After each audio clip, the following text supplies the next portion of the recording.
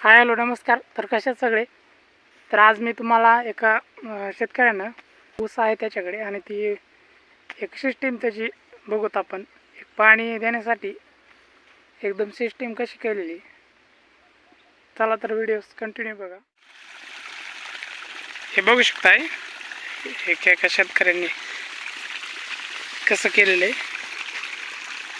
स्प्रिंकलरचे पाईप आहेत आणि या स्प्रिंकलरच्या पाईपाला तुट्या बसवून घेतलेल्या आहेत आणि प्रत्येक काकरीला तुटी म्हणजे खोऱ्याचं कामच नाही आणि पाय भरायचं कामच नाही.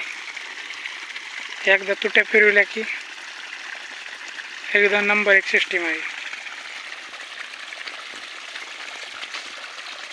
तर यांनी माती लावून घेतलेली काय की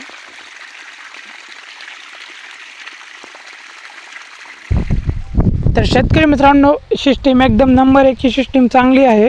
आता बरेच शेतकऱ्यांनी आमच्या इकडं हे सिस्टीम केलेली कारण की प्रत्येक काकरीला एक समान पाणी एक चालतं आहे आणि कुठंही पाय भरवायचं काम नाही आहे आणि एकदा तुट्या फिरविल्या की एकदा बांधावरच बसायचं काम आहे. कारण की एकदा काकरीकडेला गेल्यानंतर तुटी बंद करायची, नंतर दुसऱ्या काकरीमध्ये हेच तुट्या फिरवायच्या. एक सिस्टीम नंबर एकची आहे.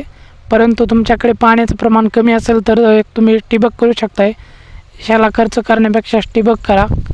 कमी पाण्यामध्ये तुमचा ऊस पण नंबर एक येणार आणि भरपूर पाणी असेल तर काय अडचण नाही, तुम्ही ही सिस्टीम करू शकताय.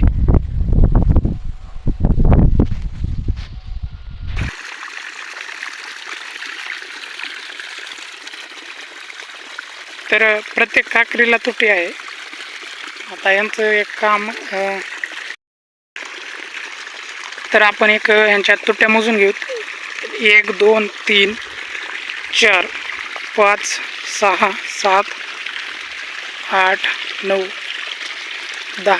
तर 10 तुट्याला पाणी चालू आहे, म्हणजेच एक 10 काकऱ्याला पाणी चालू आहे. पण सिस्टीम भारी बरं का. सिस्टीम चांगली आहे, परंतु एक ह्याला पाण्याचं प्रमाण जास्त पाहिजे. आता ह्यांच्याकडे एक भरपूर पाणी आहे कारण की इकडूनच एक कॅनेल आहे ना, हे कॅनेलचं पाण्याचं प्रमाण जास्त पाहिजे तरच हे तुट्याचं सिस्टीम करू शकताय. चला तर आजचा व्हिडिओ कसा वाटला कमेंटमध्ये कळवा आणि हो व्हिडिओला लाईक शेअर आणि चॅनलला सबस्क्राईब केलं नसेल तर सबस्क्राईब करून घ्या. चला तर भेटू असेच एका नवीन टॉपिकवरती.